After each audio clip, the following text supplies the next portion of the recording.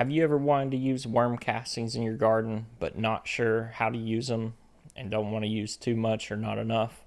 Well, in this video, we're going to take you from plant start all the way to harvest.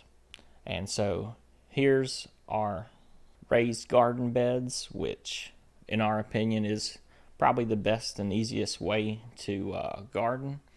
And also that was finished lettuce, and this is lettuce after harvest. So it does take maybe a month or so to get some fresh greens to make a good salad with, or to top a hamburger or taco. And or if you didn't like lettuce, it would be great worm food if you did grow your own lettuce. So here we are looking at our lettuce starts, and we grew these about 2 months ago, or within 2 months for sure. And so once you get your plants started from seed, or if you buy the plant as a transplant, you're going to want to what's called harden your plant off.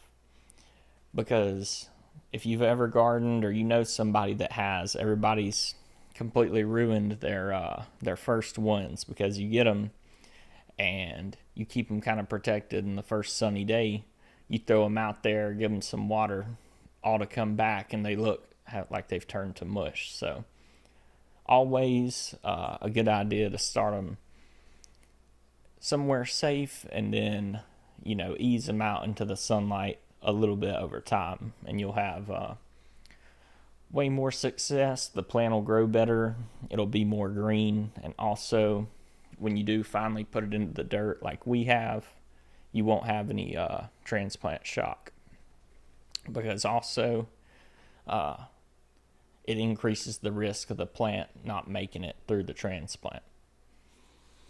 And so here we are, we've got our soil blocks, and that's how we start all of our seeds. And it's a nice way to not have to buy a bunch of plastic, and eventually have to buy more plastic because they break. So soil blocking's really awesome, and yeah, definitely should give it a shot if you do need some more seed starting cells instead of buying more plastic. But anyway, here we are, we got our lettuce in the ground, and once you get the soil to where you can put the plant in, you're also going to want to get the plant extra wet beforehand, because if you don't, you're going to be watering afterwards. And when you're watering it afterwards, it may look wet on top, but at the bottom of the taproot, it could still be dry. So definitely water them heavy before they go in, right before they go in, and then after they go in, to have good results. Because that's pretty much the only way, if you hardened them off right over a few weeks, that they're going to fail. And so the only other way they're going to fail from that is going to be bad dirt. And we've covered this in a few videos before, but there's really no bad dirt. There's just dirt that's better suited for growing plants. And in our opinion, dirt that's good for growing plants is going to be dark brown to black. And worm castings happen to be black. So if you do have something like sandy soil, if you live near the coast, worm castings are going to put you more into the darker brown once you add the castings. And same thing if you have clay soil in the south, once you put your worm castings with it, you're going to be doing a lot better. And so as you can see in our lettuce garden bed here, we have a little bit of garlic as well, and that helps to keep the pests away and to protect the lettuce a little bit. So they say. I don't know. I've done a few experiments, and it does help a little, but very speculative. Also, once you get your transplants in the hole, we recommend to add worm castings into the hole with the plant. And in this video, that's how we've transplanted all of these, but it could be hard to tell because our soil is already black because we've added to this for 3 years now, adding worm castings to the top. And so it's heavily amended. So really don't even need worm castings when your soil is already black, but keep in mind that it'll still grow and do okay. But even some advanced dirt like we have that's already black, it's still going to benefit from fresh worm castings added to the top.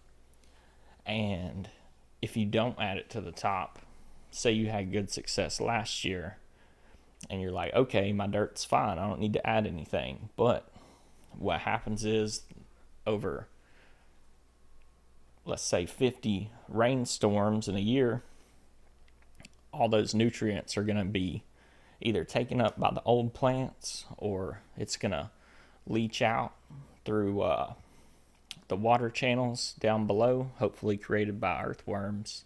And so you always should add to the top, even if you've got good soil, because it's going to deliver fresh nutrients to the plant. And when you put it in the hole where it goes, you're going to be putting the nutrients right where the roots are going to grow into it. And so if you put it in the hole and on top of the bed, once you've transplanted it, you're then going to be boosting your odds. And so here we are with the worm castings, and we're going to show y'all what we're talking about here. And now we're going to show y'all what one bag does, and then we're going to show y'all how many it took to put a light dusting over our raised garden bed. And so yeah, we'll definitely come back to this garden bed in a few months and show y'all this year's results. But what you've already seen was last year's results. And so anyway, we're making another hole, and as you can see, we do use our potting mix on our raised garden beds as well as worm castings. And so you can see a little bit of perlite and stuff in there. But once you get your plant in there, you're going to want to tuck it in, make sure it's stood upright, and just give it a gentle push. Because if you don't give it a push, you could be risking your plants falling over, especially if you got something like corn that does fall over easy anyway. So definitely pretty good tip right there is to make sure your garden soil's loose, but not too loose to where the plant could get washed out by a heavy rainstorm or just fall over.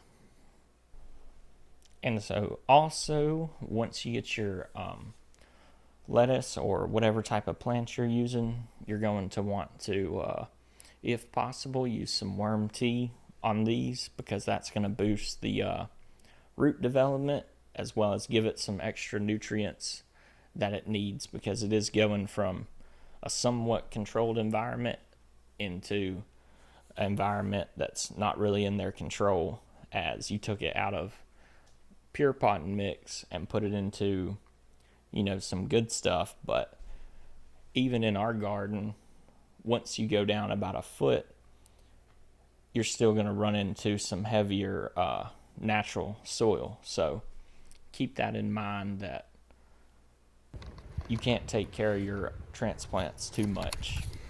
And also, you're going to want to water them 2 or 3 times a day, depending on how hot it is or windy, to make sure they're wet, especially lettuce, because lettuce loves the water. And I'm pretty sure lettuce is like 90% water anyway. So definitely make sure we're watering those in good. And so here we are on, this is worm casting bag number 2 on the bulk sizes that we have available, to kind of put it into perspective for you on how much it would take. And so as you can see, we're not really worried about getting it on top of the lettuce because we can just rinse it off with water. And here's the cabbage as a transplant size plant that we started from seed, and just a baby cabbage plant. And we've got our dirt prepared, and we've added a little bit of worm castings to the top. And as you can see, our dirt is pretty dark colored, and so it doesn't take that much castings. But in our experience, you can never have too many worm castings, as it's just going to make your plant grow better, especially with tomatoes. And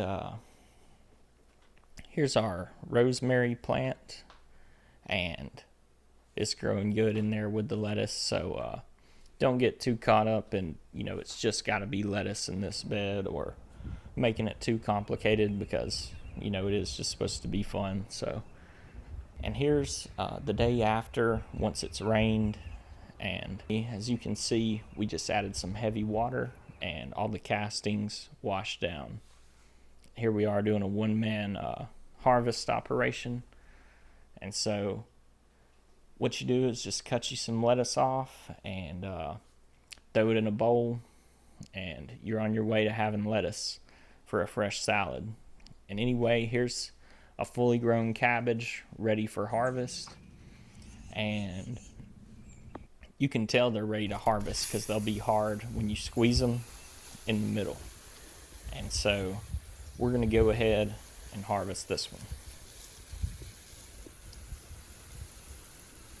And here we are, watering in those castings, like I said earlier, and we just threw them on top, which you could just put them at the transplant and then around the base of about 1 or 2 inches, but we threw it all over the top of the lettuce. And you will get a little dirt in it this way, but this way we ensure that every inch of the bed is covered with castings.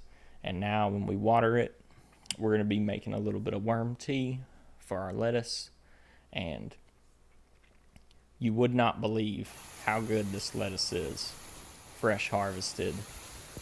There's nothing like it in the store, especially grown with worm castings and treated right with some herbs. It's too good. Gotta have it. Probably one of my favorite parts about worm farming is the lettuce. And so yeah, I can't stress it enough. If you've never tried lettuce fresh grown, if you're worried about bugs or something being in it, I would, because that's how I was at first. I was like, oh, there's going to be all kind of bugs in it because it's from the garden. But, if you wash it, it's not as bad as you think. Some parts of the years are a little more pest pressure, but most of the time there's no pressure from pests, at least in our experience. Now, this was a pretty broad spectrum way to use worm castings, but keep in mind every plant's going to be a little different, so definitely do your research on individual plants. But for lettuce and cabbage, in our experience, this is a great way to do it. And I would like to say thank y'all for watching, thank y'all for all the support, and see y'all next time. Have a great day.